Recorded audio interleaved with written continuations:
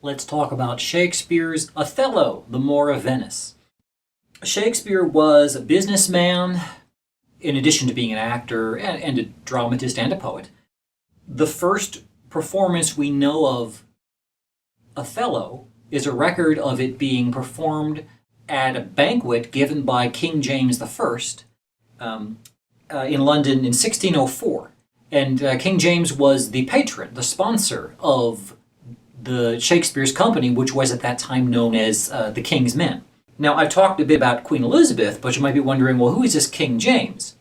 We talk a lot about Elizabethan language and the Elizabethan time period, but Queen Elizabeth actually died in 1603? And Shakespeare lived until 1616. So for the last 13 or so years of his life, it wasn't Queen Elizabeth that was on the throne. It was her heir, King James. Elizabeth never married, and she had no children. And at her death, a new king was found among a close relative of hers, who was at the time already King of Scotland. He was known as King James VI in Scotland. But when he ascended to the throne in England, he was known as King James I of England. And as it happened, James was actually a huge patron of the arts and loved theater. So he took on Shakespeare's company as the patron. And part of the way that Shakespeare and his company appreciated their patron, who, helped him out, and of course legally helped him out as well, being the ruler of the nation, was that they performed for him. And Othello, the first record we have of any performance of Othello, is at a banquet given by the king. Now, the first printing that we know, that is the first record of the script existing, was printing in 1622. That was several years after Shakespeare died. And it was what we would think of as a cheap paperback. It was a small thing, not a big fancy thing that you would associate with a textbook or something impressive that would be a reference book that you would leave on a coffee table. It was a small thing. It was a cheap thing. It was a mass-produced thing. And the simple fact that in a culture where not everybody could read, because most people didn't need to read to get through their day-to-day lives, in that culture, somebody thought they'd be able to make money selling a printing of Shakespeare's Othello. So, published in 1622, the first edition has this title page: "The Tragedy of Othello, the Moor of Venice, as it hath been divers times acted at the Globe and at the Blackfriars by his Majesty's servants, written by William Shakespeare." And we don't know exactly where the play was first performed. That is, it might have been performed at Shakespeare's theater before it was performed on demand at a banquet in the King's Palace. And we don't even know how closely the script published in 1622 aligns with and matches with the lines that were delivered in the play that Shakespeare's original audience saw and that Shakespeare himself wrote. There's a lot of debate about how accurate those scripts are. There's a lot that we don't know. And in any scholarly field, when there are questions that you don't know, you start with what you do know and you try to work towards them. So what we do have is this title page. And let's break it down a little bit. Now, first, this is the title page of a book. Shakespeare was a dramatist. He made his first reputation as a dramatist, and only later were his works deemed worthy of study as literature. Still, we can gather, as I said before, from the fact that somebody printed a run of Shakespeare's Othello. Somebody thought Shakespeare's work was important enough and significant enough that people would pay for it. And people did. Another edition came out the next year, and the play was reprinted in an anthology later on.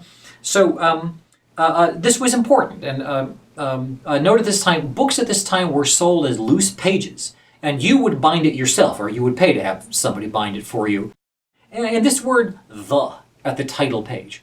Well, if we think there's only one definitive version of Shakespeare's plays, then we're limiting ourselves, because, in fact, in other early versions of Othello, like the next printing, I think, had about 150 lines added to the play that were not in the original. Were those plays added by somebody else trying to improve the play? Was the first production or the first publication that didn't have those lines, was that the one that was wrong? Is the answer somewhere in between? And scholars have a lot of fun and have a lot of arguments over which reading is more accurate and closer to the truth, or makes a better story, or is a better record of what Shakespeare's audience would have seen. Okay, tragedy. Shakespeare's audience would have, first of all, pretty much expected from the fact that the word tragedy is in the title, they would not have expected the title character to have, lived happily ever after. In a comedy, you traditionally have a community that's working pretty well, but somehow gets a disruption. And the action of the comedy is, either somebody in the community decides to change, or something outside the community changes and you get a new person coming in and disrupts things, and you have people doing with mistaken identities and people acting stupid. Aristotle said in comedy, people act worse than they really are, whereas in a tragedy, people act more noble than they really are. In a comedy, you emphasize how people act like animals, and in a tragedy, you emphasize how noble and wonderful and how thoughtful and how significant our human nature is, even when we face horrible things. In a comedy, nobody's seriously hurt. Things work out in the end. They pair up. Traditionally, there's a wedding. And the community ends up stronger. By contrast, in a tragedy, we have a strong person who has kind of a hidden secret flaw, and as that flaw comes to light, we get to know that person better. The person embraces their humanity even as their life is collapsing around them, and they die somehow wise. There's something ennobling and something, encouraging about seeing somebody else go through suffering. Whereas in a comedy, often the audience knows more than the characters do, so we feel superior when we see them fooling each other and tricking each other. Okay, Othello. In the case of Othello, it doesn't seem that Othello and Desdemona have offended the gods by violating the taboo of a mixed race marriage. The gods don't appear in this play. And when Iago is getting Roderigo to rile up Desdemona's father, he's not talking about the curses of the gods. Instead, Iago is using the social taboo against interracial marriage for his own purposes. And I'm going to get through the opening scenes of Act 1 before I finish today. Now, as is the case of most of Shakespeare's plays, Shakespeare based this play on several other sources. Existing sources, and he relied heavily on patterns that his own audiences would have known very well and would have recognized and understood and would have wanted in the entertainment that they bought a ticket to see. So one of the most important sources for Shakespeare's Othello is an Italian, we call a short story. It doesn't seem ever to have been translated into English in Shakespeare's day. That's one of the arguments that's out there. It's a bit of evidence that supports the idea that people think maybe Shakespeare could read Italian. Maybe he got a friend of his who could read Italian to translate it for him. Some people say Shakespeare drew so much on these Italian works, he must have spent time in Italy. Well, we don't know that. All we know is that Shakespeare drew a lot of his inspiration from works written in Italian that there was no English translation likely available to him. At any rate, in a particular collection of Italian tales or short stories, adventures, whatever, by a writer known as Cinthio, was published about 1560. That's around the time Shakespeare was born. So this was an old story by Shakespeare's time. In the Italian version, only the character Desdemona is named, and the Othello character was just the Moor, and Iago's character was the ensign, that is his officer serving under him. Emilia, that we know of in Shakespeare's play, was just the ensign's wife. So Shakespeare invented many supporting characters, and he gave the existing characters more complex backstories and invented scenes in which characters interacted with each other so they could talk to each other about their hopes and dreams and wishes and so forth. And we get a sense of how complex they are. And Shakespeare often changes the ending, as his Othello ends very differently from the original. For instance, Shakespeare added this opening scene, which I'll talk about in more detail later, where Iago gets Roderigo to bait Desdemona's father. And Shakespeare also invented the idea that Iago hates Othello for no particular reason. Now, in various speeches, Iago mentions Othello's race. Iago mentions his own ambition to move up in the ranks of the military. Iago mentions Desdemona's attractiveness and the idea that Othello may have been cheating with Iago's own wife, Emilia, his suspicion anyway. And Iago brings up all these different details at various times, but they're kind of surface level justifications. The critics call Othello one of Shakespeare's problem plays, and Othello is one of the Iago is one of the problems because his motives aren't always consistent. They don't seem to add up. We keep getting partial explanations from Iago that make sense in context, but sometimes those explanations contradict each other, and we're supposed to notice that, and it's hard to know when when we really see the true Iago and when he's putting it on. Now, for the record, I love problem plays. Problem plays are fun to teach because they're worth reading and they're worth studying and they're certainly worth seeing because you have to be intellectually creative to make sense of how these puzzle pieces don't seem to fit together in any one obvious way. And if you're too creative trying to fit those pieces together, you can sometimes find yourself being unfaithful to the text if you suggest a solution that works against some other line in the play.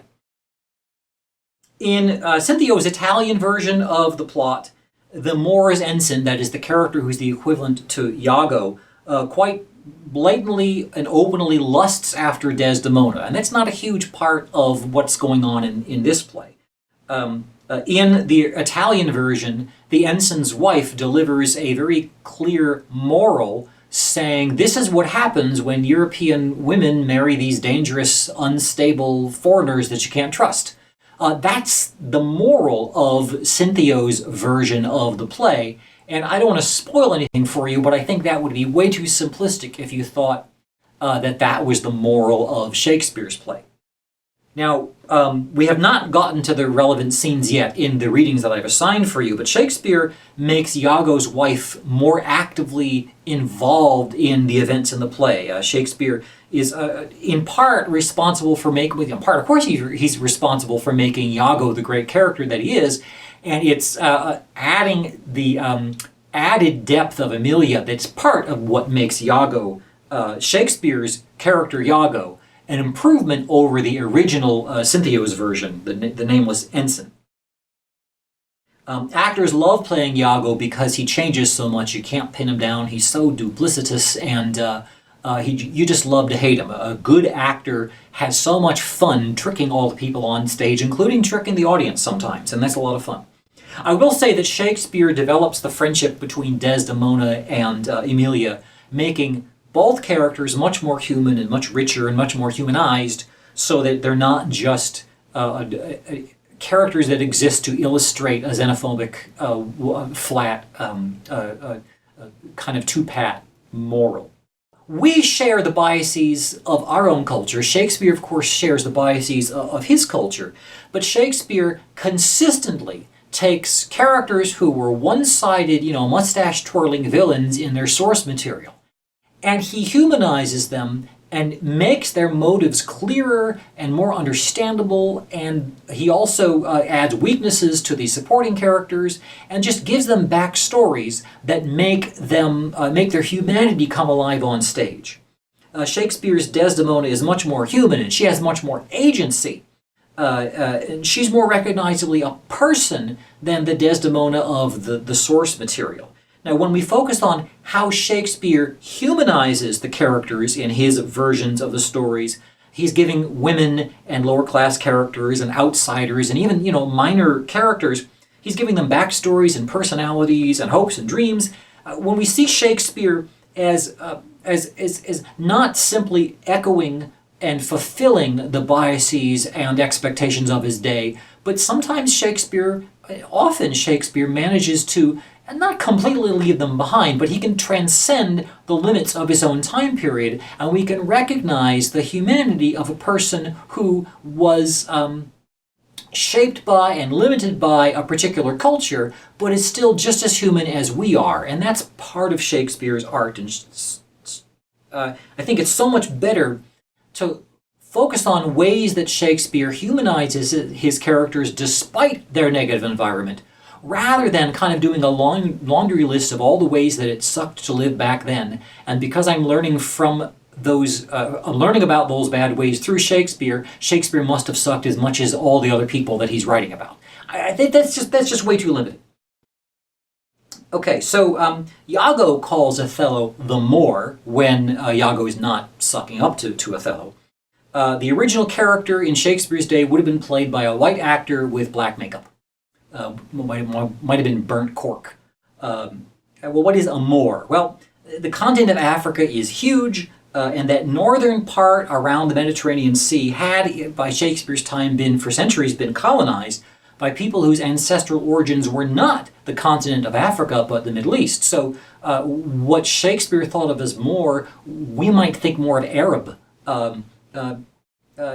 But really, to Shakespeare, it really meant just kind of non-Christian. That was what was, more important to them. The term would have, in Shakespeare's day, would have applied to anybody who, from an Arab with olive-colored skin to somebody from Central Africa with a really dark skin color. So Shakespeare's audience would never have seen a National Geographic documentary that presented for them what life in these distant lands were really like. So Shakespeare was building a story using the bits and pieces of knowledge that he would have expected his audience to have, as incomplete as they were and as incomplete as his own knowledge was. So I think they mostly would have just seen the word Moor as a token of otherness, of difference, of a stranger, an outsider to nominally Christian Europe. And I think you can see that from the fact that this play opens not with Othello proving himself on the field of battle and fighting his way to be recognized in this Christian army as a leader, but the action of Act 1 is really about him proving that he's worthy of being chosen as a husband by Desdemona. Coleridge, in his exploration of Othello, coined the term motiveless malignity in order to describe the way Iago behaves in this play. And we see Iago easily manipulating the not exactly the sharpest tool in the shed Roderigo. Iago is, we understand Iago is fooling Roderigo into thinking that he's taking gifts that Roderigo gives him to Desdemona and wooing Desdemona on his part, but we understand that Iago is just pocketing those things and profiting off of this as a go-between. But Iago talks directly to the audience in many scenes. Iago has no confidant. Every time he's on stage with somebody else, he's manipulating the other person, and he tells the audience right out front that he's doing so. In the hands of a good actor, it's just thrilling to see how Iago is doing this. And even though Iago never comes out and says, "And I'm manipulating you too," that possibility is there. We see what a good manipulator Iago is, and we have to understand that we're only basing our knowledge of Iago based on what he tells us, and he may not be being honest to us. So anyway. Now, when I first started planning this lecture, I thought I'd go on and say stuff about Venice and Globe and Blackfriars and His Majesty's servants, but would you look at the time? Okay.